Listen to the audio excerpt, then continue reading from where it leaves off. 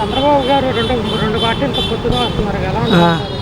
ఎన్ని పొట్టులు కలిపి వచ్చినా మరి సొన్నాకి ఇంటికి వెళ్ళాలి. మరి పొట్టు మీద వచ్చైతే భయం పడి అర్థం జగన్ గారికి. అంతకుముందు పథకాలు ఇచ్చి శ్రీలంక చేసినట్టే అన్నాడు. ఇప్పుడు ఆయనే మరి పథకాలు పెట్టాడు అంటే అర్థం దేనికి? జనాల రూపంలో పథకాల రూపంలో జనాన్ని పెట్టి బాగున్నాయి కాబట్టి దానికి. ఇప్పుడు మోడీ గారు కలుపుకున్నారు. మోడీని తిట్టిన చంద్రబాబు మోడీతో కలిసారు. ఎలా ఉంటుంది? ఏముందడు జోడి రాసుకున్నట్టు ఏది ఉండదు. మరీ జగన్ వస్తారు.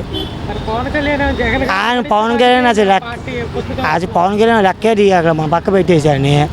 వాళ్ళు ఎందుకు పార్టీ పెట్టారో ఎందుకు వస్తున్నారో అడిగే తెలియదు. అంటే నెలకి నేనున్నా కామెడీ ఉంటుంది సినిమాలో. అలా చెప్పుకునేది బయటకు వస్తాడు నేనున్నా అని చూపించడానికి. అప్పుడు వాయివి అన్నాడు. ఆ వ్యాన్ అక్కడ ఉన్న ఇప్పుడు చెత్తకొప్పుడు పడేసుకున్నాడు వెళ్ళి. అంటే ఇది అంతే. నిన్న ప్రజాకళ సభలో ఇప్పుడు మోడీ గారు జగన్ ఉద్దేశించి ఏం కామెంట్ చేయలేదు. దీని మీద మీరేమంటారు? జగన్ మంచి చేశారు కాబట్టి ఏం చేయరా. అదే మంచి చేయబోతే అంటారా కేంద్రం పిఎం అది. ఈ చంద్రబాబు అందరూ వాళ్ళు భజన చేసుకున్నారు మోడీ డైరెక్ట్గా మాట్లాడారు. అది ఇప్పుడు మొన్న జనాలు కూడా రాలేదంటున్నారు కదా ప్రజాకళ సభలో. అన్న ప్రజలు జనాలు అక్కడ వచ్చే గ్రీన్ మ్యాట్ వేసి జాఫీస్ కవర్ చేశారు. అని ముందు పప్పు ఏమయ్యారు? పప్పు కనపడట్లేదు పాపం. పప్పు అసలే నేనున్నాను. పప్పు లోకేసే లేదు మీటింగ్కి అక్కడ. అయ్యి పప్పు వేయరు అసలే. మొన్న సిద్ధం సభలో గ్రీన్ మ్యాట్లు వేసారు గ్రాఫిక్స్ కోసం అన్నారు. ఇప్పుడు వాళ్ళు కూడా వేసారు. మరి అంటే జాఫీస్ అడిగారు అర్థం జనాలు. మరి జనాలు జాఫీస్ అన్నారనే రోడ్డు మీద మరి సిమెంట్ రోడ్డు ఆ రోడ్డు కూడా జాఫీస్ రకానా అది రక. ఇప్పుడు ఎవరు గెలవచ్చు అంటారు వచ్చే ఎలక్షన్లో? వైఎస్ జగన్మోహన్ రెడ్డి గారు 175 కొడతారు. నమ్మకం ఎందుకు చెప్తున్నారు? నమ్మకం అంటే పెట్టి జనాలు పథకాలన్నీ నమ్మకం మాకు. ఆ ఊపం టీడీపీ లేదు జనసేన ఎవరు ప్రతి వరకు పథకాలు వెళ్తున్నాయి ఇంటికి. వైసీపీకి అంటే టీడీపీ వరకు ఎక్కువ వెళ్తున్నాయి పథకాలు. ఇంకా చెప్పాలంటే అది ఏ ఇంటికి మీరు సర్వే చేసుకున్నా తెలుస్తుంది మీకు. ఇప్పుడు మూడు పార్టీలు కలిసినా ఏది వచ్చినా ఒకటే. ఎవరు వచ్చినా మా ఇది లేదు అంతా మాకు కూడి పెడతాండి అతనే. ఎవరు వచ్చినా మాకు అనవసరం అంతే. ఆ మూడు పార్టీలు వచ్చినా ఏదైనా మాకేం చేయదు అతను. అదే అన్న టీవీలో కూడా ఆ మాట. ఎందుకన్నాడు మూడు పార్టీలు నేను అర్జును నీ కరువుని ఎంతమందిని కొడతానని చెప్పినాడు అతను. అక్కజల్లు కూడా చేరుకున్నా సరే నేను చూసుకుంటా నేను అన్నాడు అతను. పార్టీలు మారినా పార్టీలు మారపోలే. వస్తాడు చేస్తాడు అవన్నీ అనవసరం. వస్తాడు కళ్ళు మూసుకొని వస్తాడు. ఇప్పుడు పవన్ కళ్యాణ్ జగన్ ఓడించడానికి మేము పొత్తులతో వచ్చామంటున్నాడు. అది ఒట్టిదే. అది ఏదో నేను కిట్టగా నాకు నువ్వు కిట్టగా అంటారు. పొత్తుకంటే వీడికి సినిమా తీస్తాడు. వీడికి ఎందుకు రాజకీయం వీడికి.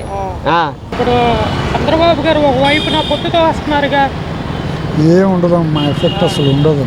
ఇప్పుడు మోడీ గారు కలిసారు ఎలా ఉంటుంది అంటారు? కలిసినా కూడా ఏముండదు అయ్యి తేడా ఏముండదు. ఇప్పుడు మనకి ఆంధ్ర రాష్ట్రంలో బీజేపీ ఎఫెక్ట్ అసలు లేదు. ఆ అమ్మాయి ఏమో ఎన్టీ రామారావు గారు అమ్మాయి కదా పురంధరేశ్. ఆమె ఉంటుంది కానీ అక్కడ చంద్రబాబు నాయుడు గారి వైపు ఎక్కువ మనసులు ఆడుతారు. మరి ఒకప్పుడు మోడీని తిట్టిన చంద్రబాబు ఇప్పుడు మోడీతో పొత్తు పెట్టుకున్నారు. విమర్శలు చేశారుగా. అవును మోడీ కూడా విమర్శించాడు. ఏమన్నా మోడీ కూడా ఏటీఎం లాగా వాడుకున్నాడు పోలవరాన్ని అని చెప్పాడు కదా. ఇప్పుడు మొన్న పిల్లల్ని చూసుకోలేనోడు దేశాన్ని చూసుకుంటాడని చంద్రబాబు మోడీని అన్నాడుగా. పెట్టుకున్నారు ఎలా ఉంటుంది? అదే ఇప్పుడు ఇష్టమైన దాన్ని చంకనేసుకున్నాడు. ఎవరు గెలవచ్చు అంటారు వచ్చే ఎలక్షన్లో? జగన్ వస్తాడమ్మ. ఎందుకని అంత నమ్మకంగా చెప్తున్నారు? చేసిన మంచి దానికోసమే ఆ అబ్బాయి అడుగుతుంది కూడా అదేగా. మంచి అంటారు చంద్రబాబు గారు పథకాలు రాష్ట్రాన్ని అప్పులు పాలు చేశారు అంటారు. ఆయన ఇస్తానంటున్నాడుగా. మరలా ఆయన ఈయనకంటే ఎక్కువ ఇస్తానంటున్నాడుగా. ఇస్తాడా? అవదా అసలు ఇవ్వడుగా. చెబుతాడు మాట అంతే. ఇప్పుడు పోయినసారి ఎలక్షన్లో డ్వాక్రా వాళ్ళకి అన్నీ రద్దు చేస్తాను, వ్యవసాయదారులకి రుణాలు రద్దు చేస్తాను ఇవన్నీ చెప్పుకొచ్చాడు.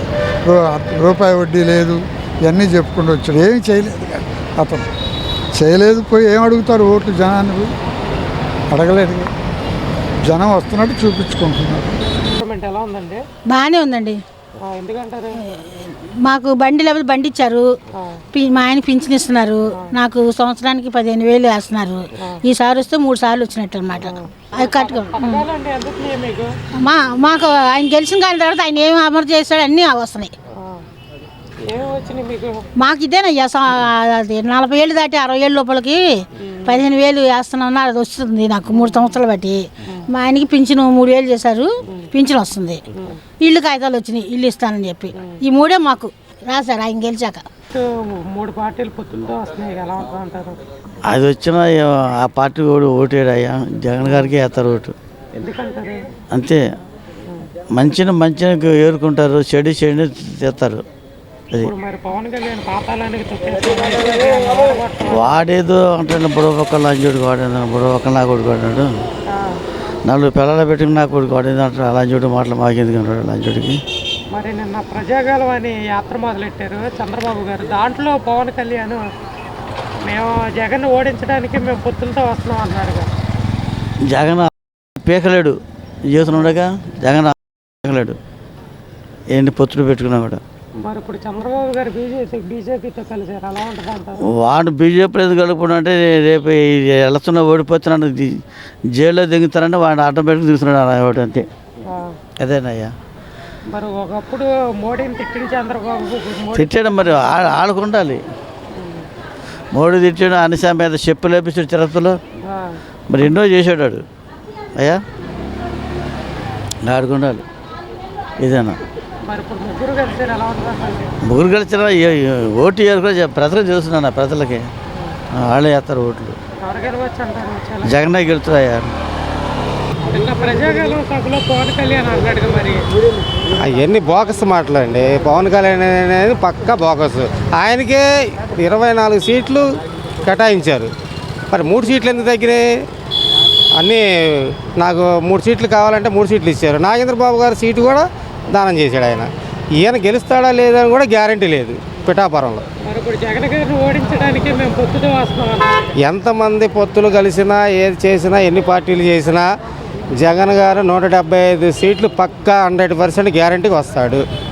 అది మరి మొన్న చంద్రబాబు గారు మోడీని తిట్టిన చంద్రబాబు గారు మోడీతో కలిసారు, మరి ఆయన కాలు బేరం పెట్టుకోకపోతే పొత్తుకు వెళ్ళకపోతే గెలవడానికి భయం కదా, అందుకనే కాలు బేరానికి వచ్చాడు ఆయన. ఒక రౌడీ అన్నాడు, ఒక క్రిమినల్ అన్నాడు, మోడీ గారిని ప్లాట్ఫారం మీద టీ అమ్ముకునేవాడు అన్నాడు. మరి అలాంటి వాడి దగ్గరికి వాళ్ళు వెళ్ళి కాలు బేరంకి వెళ్ళాడు. మళ్ళీ ఆ పొత్తు లేకపోతే గెలవలేమని భయం వేసింది. మరి ఇక్కడ ఒంటరిగా పోటీ చేస్తున్నాడు జగన్ గారు. 175 సీట్లు పక్కాగా, 25 సీట్లు అసెంబ్లీ పార్లమెంట్ సీట్లు అని చెప్పాడు. ఒక్కడే కదా పోటీ చేసేది, మరి ఏనేం పొత్తు పెట్టుకోలేదు కదా. పంచాంగాలు ప్రజలందరూ కూడా చూసి ఆనందించి మళ్ళా పక్కాగా 100%గా 175 సీట్లు పక్కాగా వస్తాడు. చంద్రబాబు గారు పొత్తులతో వస్తున్నారు కదా. చంద్రబాబు నాయుడు గారు పొత్తులతో వచ్చిన జనసేన పార్టీ లేకపోతే ఇంకో పార్టీ పొత్తులు అనేది గెలవడానికి అదొక రీజన్ అని చెప్పి నేను అనుకోను. వాళ్ళు ఏం మేలు చేశారు క్రితం అంటే వాళ్ళు ఇంతకుముందు కొత్తగా వచ్చిన వాళ్ళు కాదు కదా, ఆల్రెడీ ప్రీవియస్గా పాలించిన పాలకులే. సో వాళ్ళందరినీ కాదనుకునే జగన్మోహన్ రెడ్డి గారికి ఈరోజు అంటే జగన్మోహన్ రెడ్డి గారు ఇది ఫస్ట్ టైం రాంగాలనే పట్టం కట్టలేదు. ఒక 5 సంవత్సరాలు ఆయన కష్టపడ్డారు, ఓడిపోయారు, మళ్ళీ గెలిచారు. సో మళ్ళీ గెలిచిన తర్వాత ఏదైతే జనాలు అనుకుని ఓట్లు వేశారో అది చేశాడు, చెప్పింది చేశాడు అనే దానికి మేనిఫెస్టో ఒకటి ఆయన చూపిస్తూనే ఉంటారు. ఆ మేనిఫెస్టోలో ఉన్న ప్రతిదీ జరిగింది అని చెప్పడానికి నా ఇంట్లోనే ఉదాహరణలు చెప్పాను. సో వాళ్ళ మేనిఫెస్టోలో కూడా చూసి మేము చేసాము ఇంతకుముందు, మళ్ళీ కూడా చేస్తాము అని చెప్పగలిగితే ఇంకా బాగుంటుంది. కాదన్నప్పుడు నిన్న ప్రజాగాలం సభలో పవన్ కళ్యాణ్ అన్నాడుగా, ఇప్పుడు జగన్ ఓడించడానికే మేము పొత్తుతో వస్తామని అన్నాడు. జగన్ను ఓడించడం కాదు, మేము గెలిస్తే ఏం చేస్తామనేది చెప్తే బాగుంటుంది. జగన్ను ఓడించడం అనేది టాస్క్ మీద వెళ్తే ఎవరు ఓడించలేదు, ప్రజలే ఓడించగలుగుతారు. పవన్ కళ్యాణ్, చంద్రబాబు నాయుడు, జగన్మోహన్ రెడ్డిని ఓడించడానికి వాళ్ళ ఒక్కళ్ళు ఓట్లు వేస్తే సరిపోదు కదా, జనాలు కూడా ఓట్లు వేయాలి. లబ్ధి పొందిన వాళ్ళందరూ ఈరోజు ఓట్లు వేస్తేనే ప్రజానాయకుడు అనేవాడు గెలుస్తాడు. ఇప్పుడు ఒకప్పుడు చంద్రబాబు గారు మోడీని తిట్టారుగా, రోడ్డు మీద వస్తాడు, అవన్నీ రాజకీయాల్లో సహజంగా తిట్టుకుంటారండి, ఒకటవుతారు, అవన్నీ కామన్. పార్టీతో పెట్టుకున్నారు, ఎలా ఉంటుంది? మోడీ గారికి అంటే ఇండైరెక్ట్గా కేంద్రం నుంచి సపోర్ట్ అయితే మనకి ఏ ప్రభుత్వం ఉన్నా కావాలండి. ఈ 5 సంవత్సరాల్లో కూడా మనకి అప్పుల ద్వారాగా చేసిన ఇంకో ద్వారాగా చేసిన ప్రతి రూపాయి, ఆ అప్పులు చేసిన ప్రతి రూపాయి పేదవాడికి అందింది అనేది వాస్తవం. ఇంతకుముందు కూడా ఇవే డబ్బులు అప్పులు తెచ్చారు, మరి అవి అందినాయో లేదో మాకు తెలియదు, ఎందుకంటే మాకు రాలేదు కాబట్టి. సో అదే సెంట్రల్ సపోర్ట్ వచ్చే 5 ఏళ్లలో కూడా ప్రతి ఏ సెంట్రల్లో ఏ ప్రభుత్వం ఉన్నా కూడా రాష్ట్రాల్లో ఉన్న రీజనల్ పార్టీలకి సపోర్ట్గానే ఉండాలి కూడాను. అది పొత్తులో ఉంటేనే చేస్తాయి అనేది ఏం లేదు, పొత్తులో లేకపోయినా బీజేపీ అనేది సపోర్ట్ చేస్తుంది అనేది వాస్తవం.